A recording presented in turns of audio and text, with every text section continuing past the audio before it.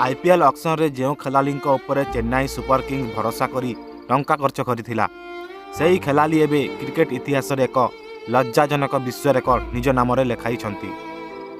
Cricket रे प्रत्येक bowler चाहती जे तांको नाम सह केबे मध्य कोनोसी लज्जाजनक रेकर्ड जड़ित न हेउ, किंतु क्रिकेट हेउछि अनिश्चिततार खेल। एठारे केबे कोन हेब कहि हेब नाही। एबे सही परि एक अप्रत्याशित घटना घटिछि चेन्नई सुपर किंग्स एक बोलर सह।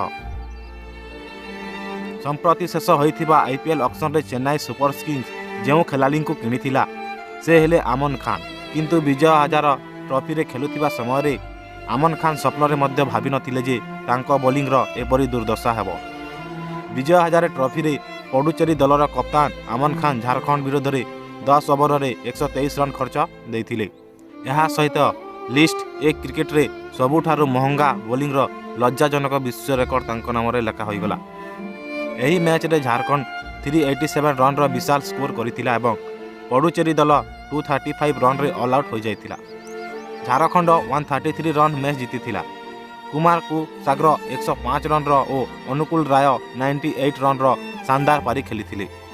या पूर्वर एही ऋतु रे अरुणाचल प्रदेश मिबोम मसु 9 ओवर रे 116 रन देथिले, किंतु किछि दिन मध्य रे आमन खान सही रेकर्ड को मध्य भांगी देइछंती। आमन खान एक भल बोलर, एथिरे कोनोसी संदेह नाही।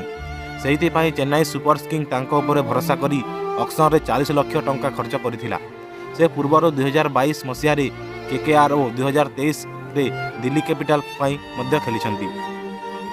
2021 रे मुंबई पई लिस्ट ए डेब्यू करिथिबा आमन परे पडुचेरी को स्थानांतरित होइथिले, किंतु एबे तांको नाम रे एक एमिति रेकर्ड जोड़ा होइगला जहा कोनोसी बोलर चाहती नाही।